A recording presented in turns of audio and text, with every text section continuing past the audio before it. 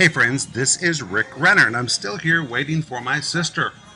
I've got my cup of coffee, and I've got my Bible, and I've got my computer, so I've just decided to give you something to think about.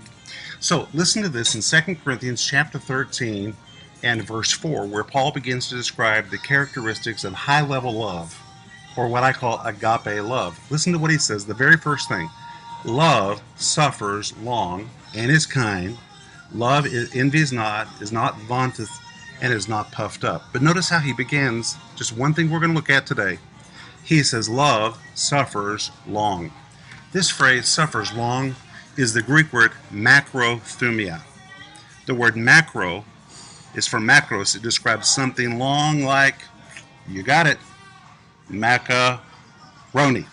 Long, something long like macaroni. The second part of the word is the word thumos.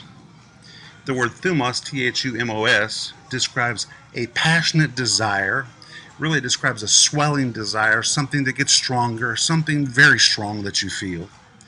And when you compound the two words together, it is the word macrothumia, which is a passion that goes for a long, long time.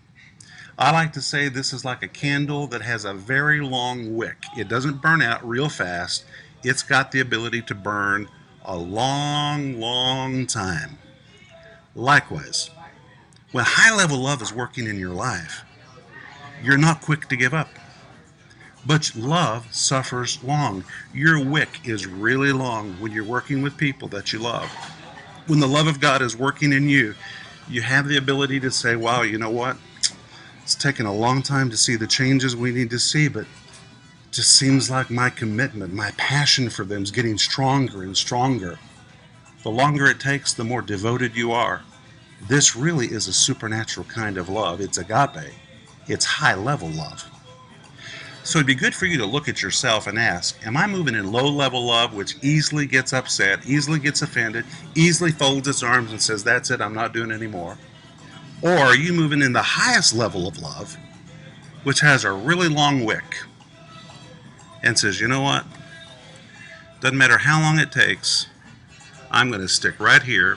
I'm going to stay with this until this person is changed, this person is delivered, this person is conformed into the image of Jesus. High-level love suffers long. Now just get rid of that word suffers, because it kind of gives you the wrong idea. You might suffer a little bit along the way, but the idea is you have a long wick and you're able to go a long time as you wait for this person to be transformed. So that's something for you to think about today.